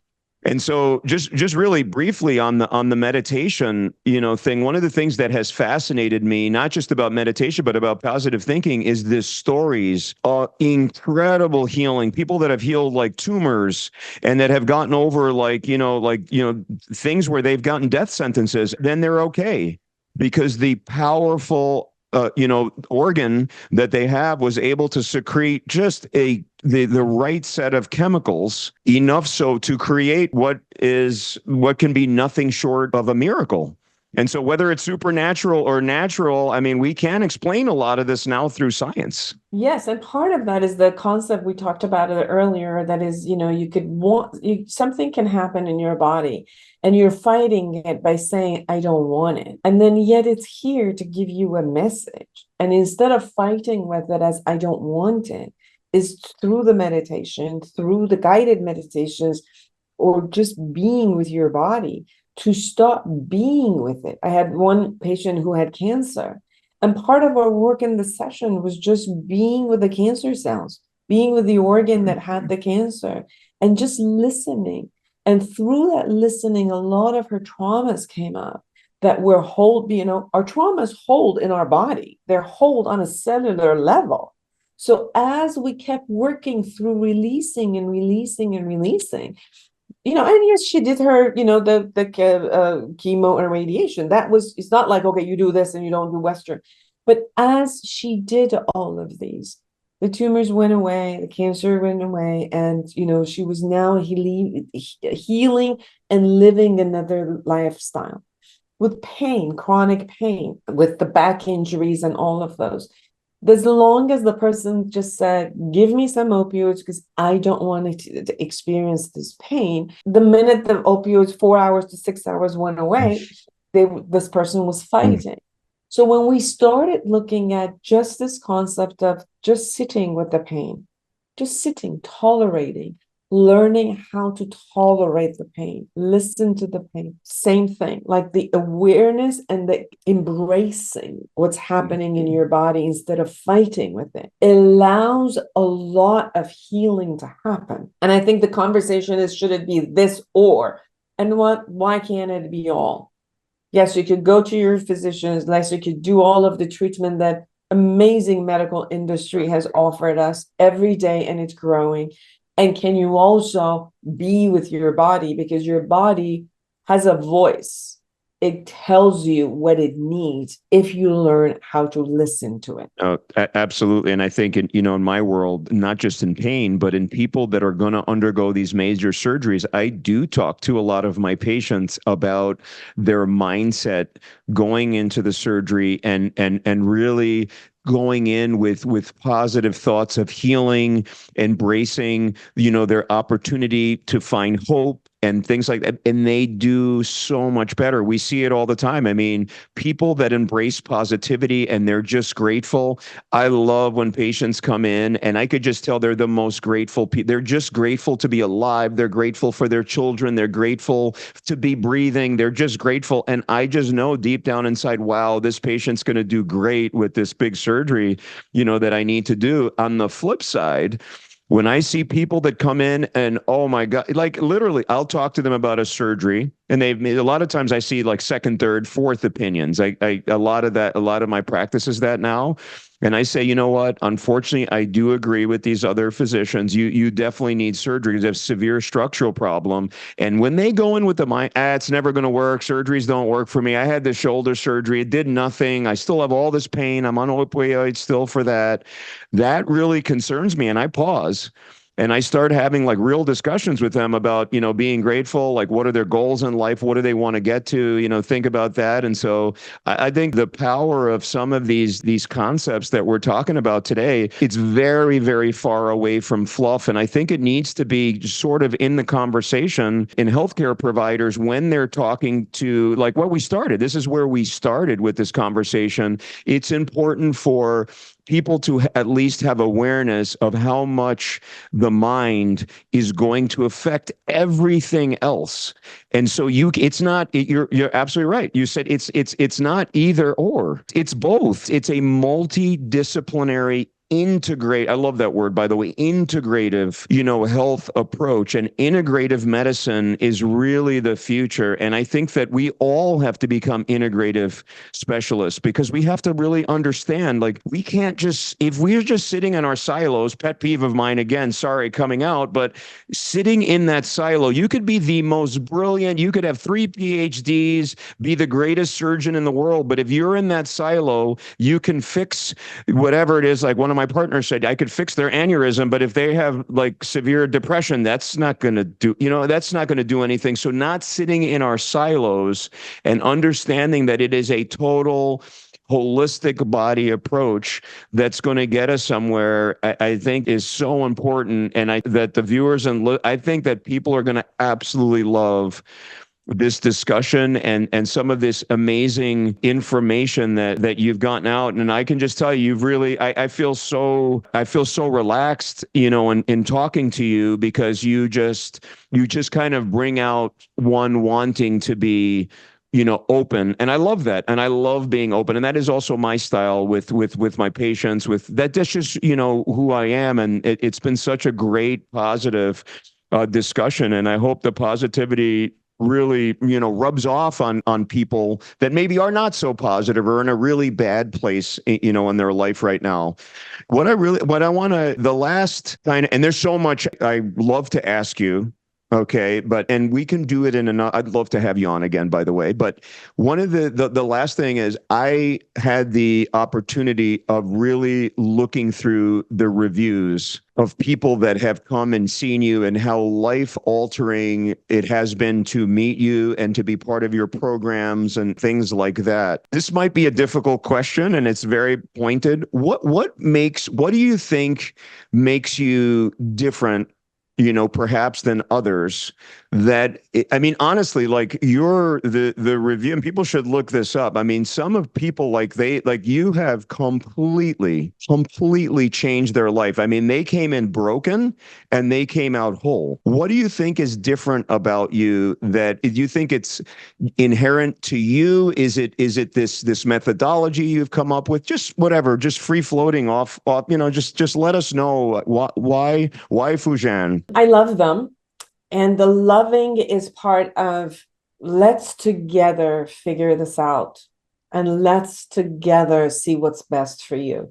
And what's best for you might be different today than it was 10 years ago, and it might be different with the next person who walks in. So this kind of inquiring and wow and wonder, and honoring our vulnerabilities, honoring that we all go through some issues.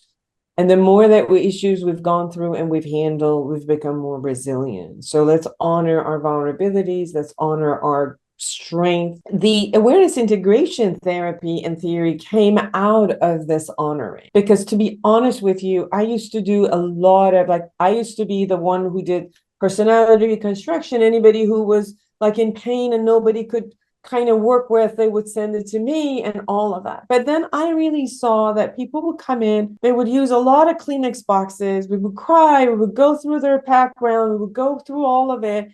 And yes, we both felt like there was a lot of catharsis. They would go out of my office, nothing changed. And at one point I had to ask myself, are we just re-traumatizing these people? Are we just sitting there crying and crying? Are we just looking at what the world did, which was bad, and I can empathize with your victimization all day long, but how is this supporting you? And that's where the inquiry showed up, which is, if we created these belief systems, we must be able to dismantle them and change them. And not just from a cognitive perspective, but also in taking responsibility. I made this up and I got to change it. I didn't make up people, sexually abusing me. I made up what I made up out of it. I made up the concept that it was personal to me. I had to change that narrative to let go of the shame, to let go. So it's not like I made up somebody, abusing us, or the war, or all, pandemic. No, I didn't make that up. That's just reality of the world. But how am I with it is what I made up. So that's how the whole concept of, let's look at how I can dismantle this narrative, and based on my experiences, create the narrative that's workable for me, but with honoring, not just challenging, but with honoring who you are. So I call that love, and a bigger picture, but it's within it, under that umbrella, is acceptance. It's acceptance of all that shows up with life. And I think that's probably the component where I am the expert, but in the room, I'm with you. I'm one of you. We're together. You allow me, you give me the privilege of allowing me to come into your world. And we kind of take this journey with all areas of your life and looking at, wow, if you've survived so long and you're sitting in my desk and you're not dead yet, something worked. So let's look at all the, strength that you have that worked in other areas. Somebody comes in and they're disturbed in their, community, and they're getting a divorce. I'm like, how's your work? I'm successful. What are you using over there? So we keep looking at that. Can we bridge it to your marriage now? Like, do you talk to your coworkers like you talk in your marriage? No. Well, what happens there? Can we bridge it here? So it's looking at vulnerabilities and all of those in it that really just kind of allows a person to like themselves, to love themselves, and to have gratitude for who they are and everyone around them. I mean, that's wonderful. I think that we all, those of us that are taking care of people in general, although we're not psychotherapists, I think that coming from an approach of love and acceptance is absolutely the way to go, because if we accept the patient for who they are, try to learn their journeys are, and just love them for who they are, right? That's all our children want. We always talk about that. They just want you to love them for who they are, not who you want them to be.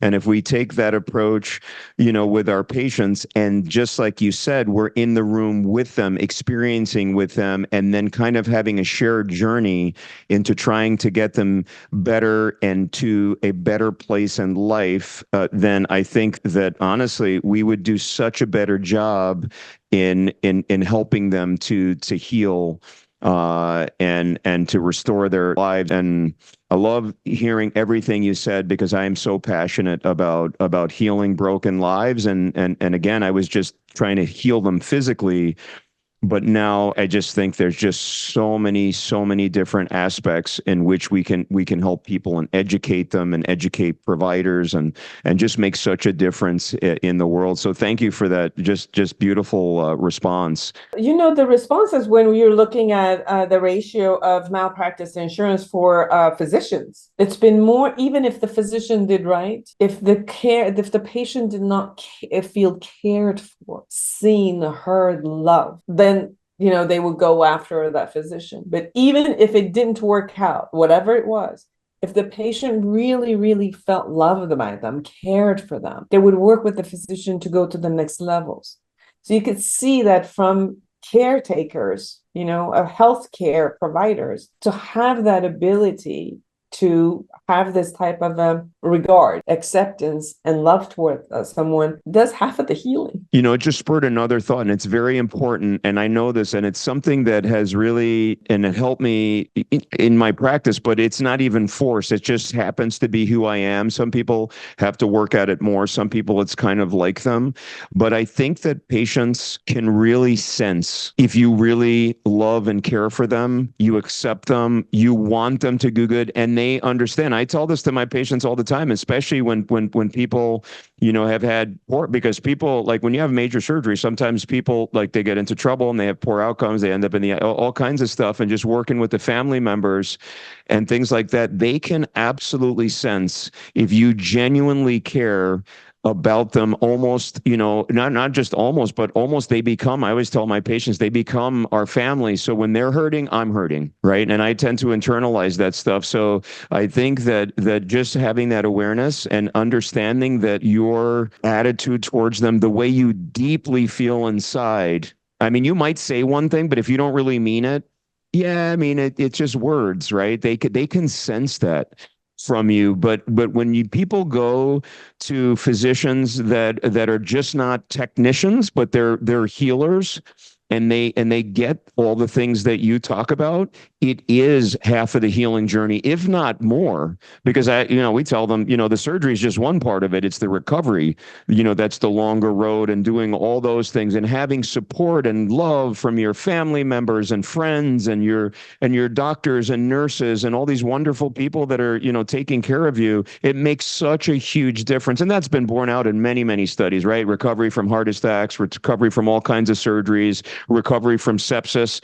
Love and support makes a massive, massive difference. And, that's a topic we could do a whole podcast on that stuff and just go through all the, the different, studies that are out there on that stuff. So yeah, this has been like honestly incredible. I could go on for hours, on this discussion today because it's just amazing. And just talking about this stuff inspires me. And man, I got goosebumps that one time during the thing, which is, it hasn't happened to me on any of my podcasts before. I'm supposed to be trying to get people to, to do that. And because they're talking about their own stuff, but it went the other way.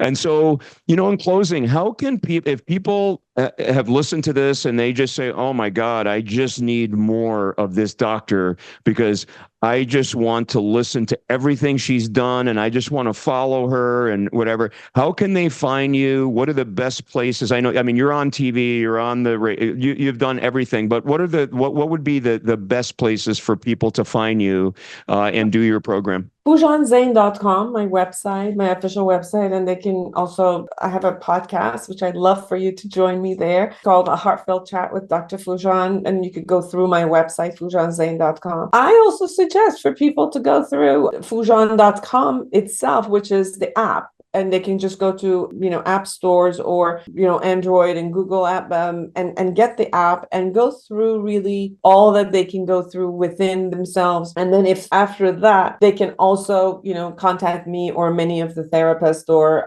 coaches that are there who are trained internationally. I'm teaching this, I'm certifying therapists and coaches. So if if in your listeners, there's therapists and coaches and you're eager to be certified in this, please let me know. I'd love to have you guys in our workshops. And we're teaching it.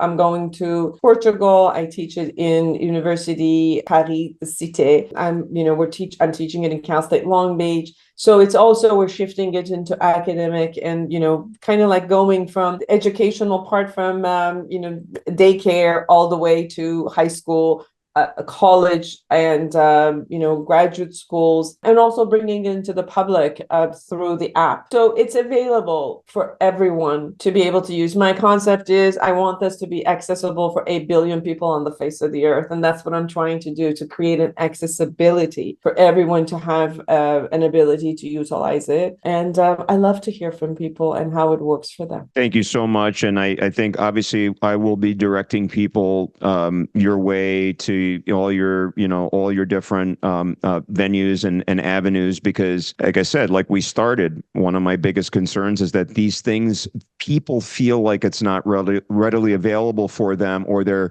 not getting the right direction, or they just don't know where to go. They Google something and 100 things pop up and it's just, analysis paralysis. They don't even know where to start or what they should do. And I think this would be an amazing starting place and a very comprehensive program that can help just millions, if not billions of people. I always talk like that too with my wellness approach. I really want to get some of these like modalities that we're focusing on now to millions, if not billions of people, because there are just so many things out there that are outside of the traditional Western medicine, arena that can help so many people. But if they don't know about it, they're not going to do it, right? So we have to continue educating and doing those things. So on that note, thank you so much for appearing on the Wellness at the Speed of Light show. This has been amazing. I am inspired. I'm going to continue watching all of your videos. I don't know if I can get through 300 and something of you've been doing your show for a long time, but I'll pick and choose carefully since, I've got a lot going on myself, but love your stuff and thank you so much. And I'd be honored to come on your show and continue the conversation. And maybe we could just make it a rotating thing where we're just one time it's your show, one time it's my show. That'd be amazing.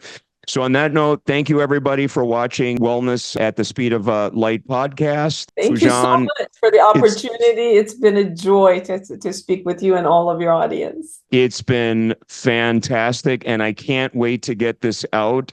I still have one more podcast coming up to get out beforehand, so I just want to almost push this out. I'm like, this is too important. We need to get it out, tonight. But we'll go through the traditional channels and we'll get it out and give people some of the, some anticipated things. And we'll go from there. So until next time, everyone, thank you for watching our show. And we hope you join us on this episode 8 of Wellness at the Speed of Light podcast. And until next time, I'm Dr. Sinicropi, your host, and see everyone next time.